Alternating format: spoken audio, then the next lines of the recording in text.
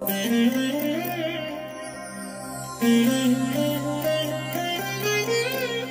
దినం పరము నుండి దిగివచ్చు మాట. ఇది నీ జీవితానికి వెలుగుల బాట. నీ ఒడిలో ఉంచబడిన దీవెనల మూట, అద్భుతాల ఆనంద ఊట. జూన్ 7 సంవత్సరమంతా మీరు బైబిల్ చదివి ముగించడానికి ఈరోజు మీరు చదవలసిన లేఖన భాగము ఉదయం 2వ దినవృత్తాంతాలు 28, 29 అధ్యాయాలు, సాయంత్రం యోహాను సువార్త 17వ అధ్యాయం. ప్రభునందు నాకు అత్యంత ప్రియమైన దేవుని బిడలారా, ఈ ఉదయకాల సమయంలో దేవుడు మీకు తోడైండునుగాక. ప్రియులారా, ఎలా ఉన్నారు? బాగున్నారు కదూ? దేవుని సన్నిధి బలముగా ఆవరిస్తున్న దినాలివి. ఆయన మీ గురించి గొప్ప ఆలోచన కలిగి ఉన్నాడు. ఆయన ఒక ఉన్నతమైన ప్రణాళికతో మిమ్మల్ని తన కొరకు సృష్టించుకున్నాడు. మీకు దేవుడు ఈ భూమి మీద ఎన్ని వేల దినములు నియమించాడో, ప్రతి ఒక్క దినం దేవుడు నీ జీవితంలో సృష్టించిన దినముగా ఉంది కనుక ఈ దినమున కూడా నీ గురించిన ఆలోచన దేవునికి ఎంతో శ్రేష్టమైనదిగా ఉంది. ఆయన మీ కొరకు కలిగినటువంటి ఆలోచనలు, తలంపులు ఎంతో ఉన్నతమైనవి. అవన్నీ మీరు తెలుసుకుంటే చాలా అబ్బురపడిపోతారు. ఆ ఉన్నతమైన ఉద్దేశాలు, ఆ ప్రణాళికలు మీరు తెలుసుకొనగోరినట్లయితే దేవుని యొక్క సన్నిధిలో మీరు మోకాలు వేసి ఆయన వాక్యాన్ని చదువుతూ మీరు ప్రార్థనలో కనిపెడుతున్నప్పుడు దేవుడే వాటిని మీకు బయలుపరుస్తాడు. ప్రియా దేవుని బిడ్డలారా, పరిశుద్ధ గ్రంథముల నుండి 37వ కీర్తన 4వ వచనాన్ని చదువుకుందాం. యెహోవాను బట్టి సంతోషించుము, ఆయన నీ హృదయ వాంఛలను తీర్చును. ప్రియమైన దేవుని బిడ్డలారా, ఒక వ్యక్తి యొక్క సంతోషానికి కారణం ఎన్నెన్నో కారణాలు ఉంటాయి.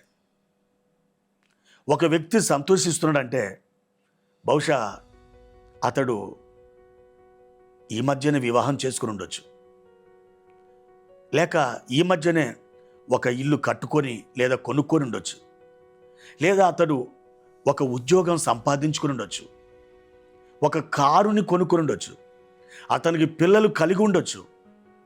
దేవుని బిడ్డలారా, ఈ లోకంలో ఒక మనుషుడు సంతోషించాలంటే అతనికి ఏదో ఒక కార్యము సంభవిస్తే తప్ప ఎంత మాత్రమును అతడు సంతోషంగా ఉండలేడు. అయితే మన సంతోషానికి కారణం ఏంటో తెలుసా? కేవలం దేవుడు మాత్రమే. బైబిల్ గ్రంథం చెప్తుంది, యెహోవాను బట్టి సంతోషించుము. అవును, ఆయనను బట్టి సంతోషిస్తే మనకు కలిగే లాభం ఏంటి? మనకు కలిగే ప్రయోజనం ఏంటి? మనం ఎలాంటి ఉపయోగాన్ని కలిగి ఉంటాం? ప్రియా దేవుని బిడ్డలారా, ఈ 4వ వచనములోనే దేవుని యొక్క వాక్యం ఇలా చెబుతుంది, యెహోవాను బట్టి సంతోషించుము, ఆయన నీ హృదయ వాంఛలను తీర్చును. ప్రియా దేవుని బిడ్డ, నీ హృదయంలో ఏ విధమైన ఆయన చిత్తానుసారమైన వాంఛలను నువ్వు కలిగి ఉన్నావో, నీ జీవితానికి పనికి వచ్చే, నీ జీవితాన్ని ఆశీర్వాదమయముగా మార్చివేసే, నీ జీవితము ద్వారా ఇతరులు దీవించబడే ఏ వాంఛ నీలో ఉన్నదో దేవుడు నీ హృదయ వాంఛలని ఆయన తీరుస్తాడు. నీవు దేవుని బట్టి సంతోషించు, అదొక్కటి చేయగలిగితే చాలు, నీకేమీ తక్కువ కాదు. ఇశ్రాయేలు ప్రజలకు దేవుడు త్రవ్వని బావులను, నాటని తోటలను, కట్టని పురములను ఎలాగు దయచేశాడో నీ జీవితంలో కూడా ఉన్న ఫలంగా ఆయనే సమస్తమును సిద్ధపరిచి నీ యొద్దకు తీసుకుని వస్తాడు. నీవు ఆయనను బట్టి సంతోషించు, ఆయనను బట్టి ఆరాధించు, ఆయన నామాన్ని స్తుతించు. ఇది నువ్వు చేయగలిగితే గొప్ప అద్భుతాలు నీ చేరువలోకి వచ్చి చేరతాయి.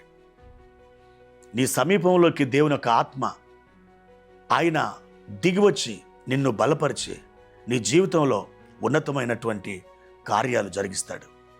ప్రియ సహోదరి, ప్రియ సహోదరుడా, ఈ ఉదయకాల సమయంలో నీ హృదయాన్ని ఆయన బలిపీఠం మీద ఉంచి ఆయనను బట్టి మాత్రమే నువ్వు స్తుతించి ఆనందించు. ప్రభు గొప్ప కార్యములు నీకు దయచేస్తారు. దేవుడు మీకు తోడై ఉండి మిమ్మలను బలపరచునుగాక. ప్రార్థన. ప్రేమ కలిగిన తండ్రి, మీ ఘనమైన నామానికి స్తోత్రాలు. మా ప్రభా, ఈ ఉదయకాల సమయంలో మీరు మాకు దయచేసిన మీ వాగ్దానం కొరకొందనాలు. మిమ్మలను బట్టి మేము సంతోషించుదుముగాక.